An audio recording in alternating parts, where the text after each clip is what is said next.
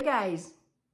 Je vous retrouve dans un nouvel épisode de Livre d'Histoire pour vous parler de ma dernière lecture. Il s'agit d'un énorme coup de cœur. Je vous l'ai présenté dans le book haul précédent où je m'étais procuré grâce à la carte Fnac provenant du cadeau d'une collègue. Je veux bien sûr vous parler de Le Roi n'avait pas ri de Guillaume Meurice aux éditions J.C. Lattès.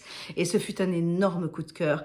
Petite annotation, c'est une biographie romancée. Il s'agit d'un livre historique, si vous voulez, mais il n'est pas réservé aux amateurs d'histoire, il est réservé à tous ceux qui aiment les histoires, en fait. Il se trouve que ce roman se trouve, l'histoire de cet homme se trouve dans un contexte historique, mais la portée des messages est bien plus universelle et conviendra à beaucoup de monde, bien au-delà que ceux qui aiment l'histoire. Donc je vous encourage fortement à écouter la suite et à vous faire votre propre avis. Et franchement, ce fut une découverte vraiment génialissime. J'ai adoré ce livre. Stay tuned.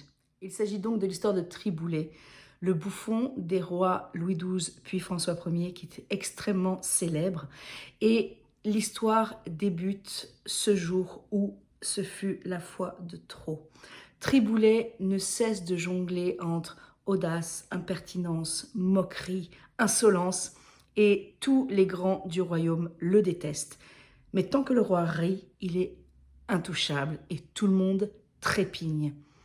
Mais ce jour-là, ce fut la fois de trop. Après une ultime saillie verbale, le roi reste muet. Le roi ne rit pas, son visage mêlant colère, étonnement, déception.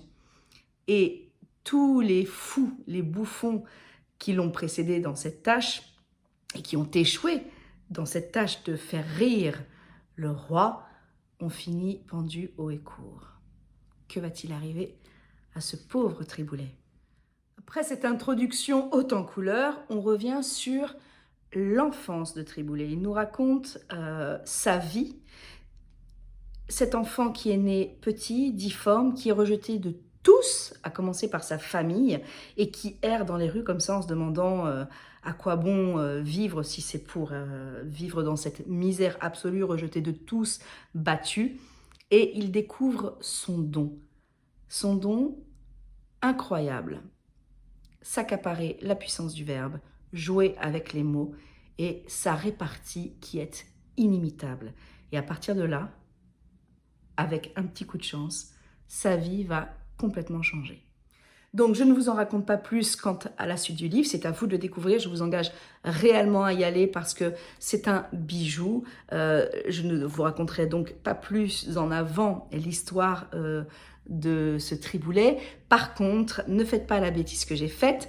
Au fur et à mesure des pages, j'étais extrêmement curieuse de connaître ce personnage. A-t-il réellement existé? Quelle était sa vie? Enfin voilà, j'ai été très curieuse. Et sur Wikipédia, ils nous ont donné les quelques réparties verbales extrêmement célèbres. Et il se trouve que j'ai été spoilée pour la fin du livre. Donc je savais comment se terminait le livre avant, puisque j'avais été sur Wikipédia et que j'avais vu, voilà. Donc, ne faites pas cette bêtise-là. Si vous voulez garder le suspense jusqu'au bout, ce que je vous encourage à faire, ça ne vous empêche pas, après, ce que je vous encourage à faire, justement, d'aller voir, d'aller vérifier les quelques réparties historiques qui lui sont attribuées et qui restent gravées dans le marbre à présent. Donc, vraiment, mais n'y allez pas avant la fin du bouquin parce que ce serait vraiment dommage. Je regrette de l'avoir fait. Ce livre est un véritable bijou. L'écriture, elle est soignée, précise, il y a une vraie maîtrise. L'auteur a un réel talent de conteur. Et ce livre, comme je vous l'ai dit tout à l'heure, plaira à tous, car au-delà d'être un livre, une biographie historique, il s'agit de l'histoire d'un homme, l'histoire d'un homme hors norme qui joue avec les limites. Où s'arrête l'insolence, où commence l'outrage. Et voilà, c'est l'histoire de l'ascension et la chute d'un homme extrêmement particulier. Et franchement, go for it. Les phrases, les réparties, les saillies de Triboulet sont exquises, savoureuses. C'est fin, c'est intelligent, c'est acide, c'est piquant. On se régale tout au long du roman.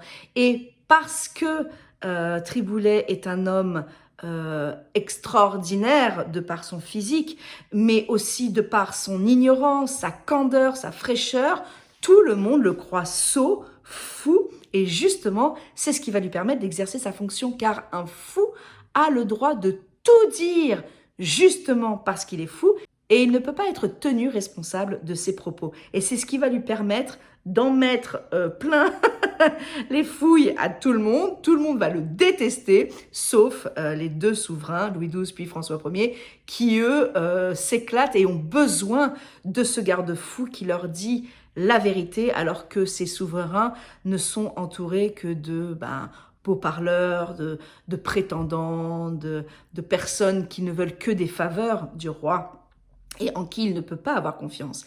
Et ce Triboulet et ce garde-fou et cette espèce de personne qui dit au roi « Hey, vous n'êtes qu'un homme ».